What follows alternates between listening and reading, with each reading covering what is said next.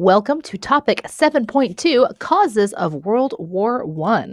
We'll be looking at the factors today that contributed not only to state formation, but also the extensive power that would contribute to World War I as a result of this state formation. We're going to look at MAIN, M-A-I-N, which stands for militarism, the alliance system, imperialism, and nationalism. Nationalism and the alliance system will really escalate the tensions of World War I into a truly global conflict. We'll talk about why that is. What you need to know: Britain wanted to control the seas to protect their colonies throughout the world. France wanted revenge on Germany for the Franco-Prussian War. Germany wanted to build a worldwide empire of colonies, like Great Britain had. Austria-Hungary wants to control the Balkans. Italy wants to control Dalmatia and the Western Balkans and have colonies in Africa. Russia wants to control the Balkans, and they also want a warm water port. And Serbia wanted to unite all the Slavic people in the Balkans under Pan-Slavism. So again, we are back to talking about nationalism, alliances, and military strategy. So if you take a look at the map, you'll notice everything in green is the Allies. Everything in orange is the Central Powers. And we're looking at the continents. Why is everybody involved? It's because of imperialism. So your major powers in the Allies, that's going to end up being the original Triple Entente, Britain, France, and Russia, as well as their colonies, as well as other European powers who get involved, as well as North America. We're also going to look at the Triple Alliance, Germany, Austria, and Hungary, and Italy. They end up becoming the Central Powers. Italy changes sides and joins the Allies, and the Ottoman Empire ends up fighting with Germany and Austria-Hungary. What we're looking at, guys, is nationalism. It is deeply rooted in European culture. It serves to unite individual nations, but what it really does is undermines these large multi-ethnic empires.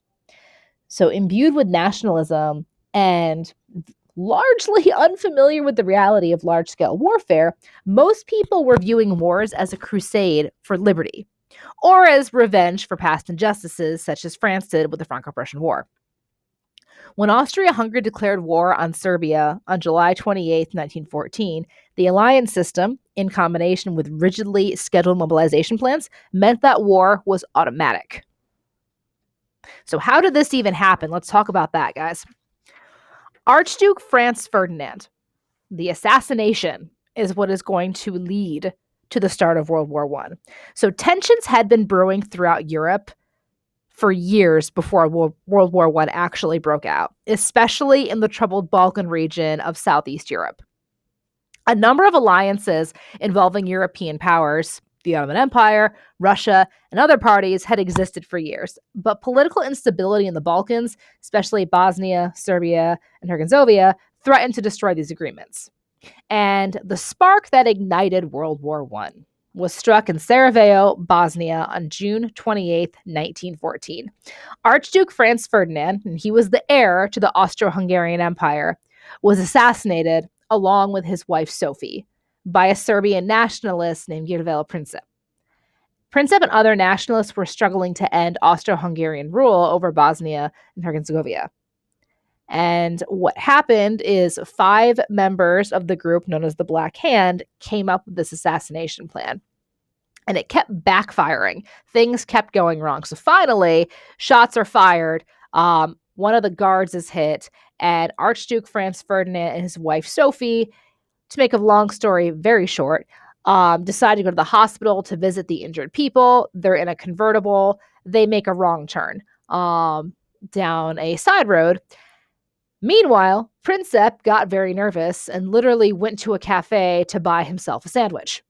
And Archduke Franz Ferdinand's driver makes this wrong turn, and they slowly decide, okay, we need to back out.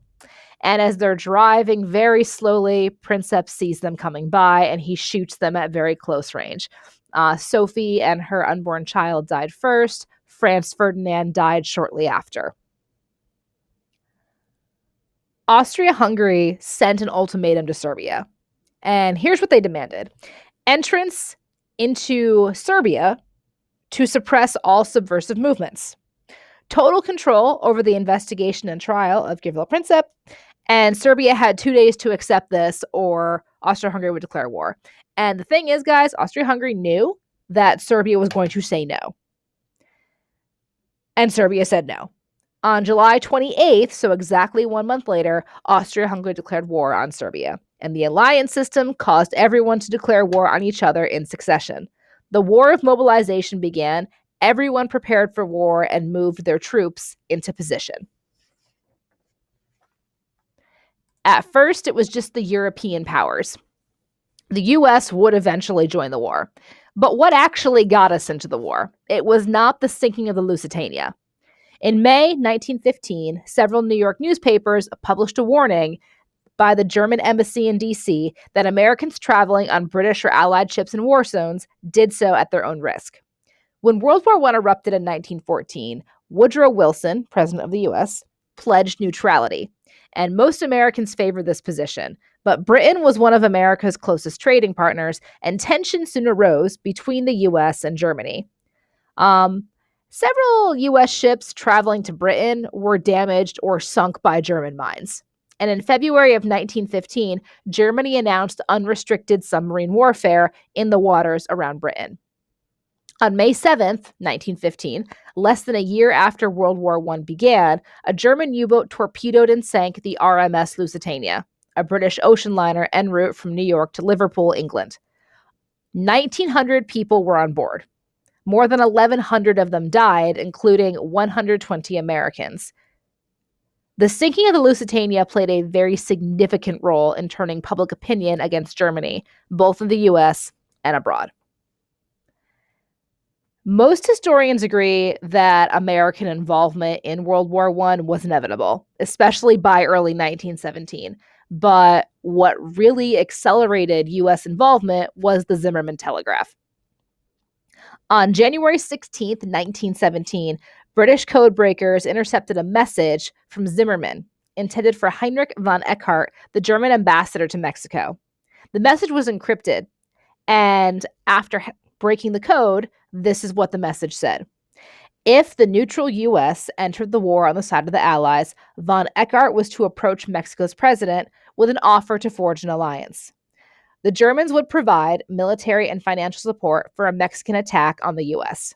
In exchange, Mexico would be free to annex lost territory in Texas, New Mexico, and Arizona. In addition to this, von Eckart was told to use the Mexicans as a go-between to entice the Japanese Empire to join the German cause. They would actually fight on the side of the Allies. The British cryptographic office was known as Room 40, and this was handed over to the U.S. in its decoded form in late February 1917. By March 1st, it was all over the newspapers. Diplomatic relations between Germany and the U.S. were already severed when Germany resumed unrestricted submarine warfare again, and then specifically preying on U.S. vessels. While many Americans remained committed to isolationism, I mean, after all, Woodrow Wilson had just won re-election using the slogan, "He kept us out of the war." And now this telegram was just fresh evidence of German aggression. Between that and the submarine attacks, it was finally time for the U.S. to enter the war on the side of the Allies. On April 2nd, 1917, President Wilson abandoned the policy of neutrality and asked Congress to declare war against Germany and the Central Powers. 4 days later, the U.S. would enter the war. With fresh American troops, the Allies were able to break the front and push Germans back. The U.S. commander of the armed forces was General Pershing, and part of how the U.S. troops were able to successfully fight back against the Central Powers successfully is Pershing insisted on training his troops for a month in Europe before they went into battle, so they could get used to the conditions in which they would be fighting in. That's all we got for today, folks. We're going to pick back up with 7.3. Thanks, y'all. Cheers.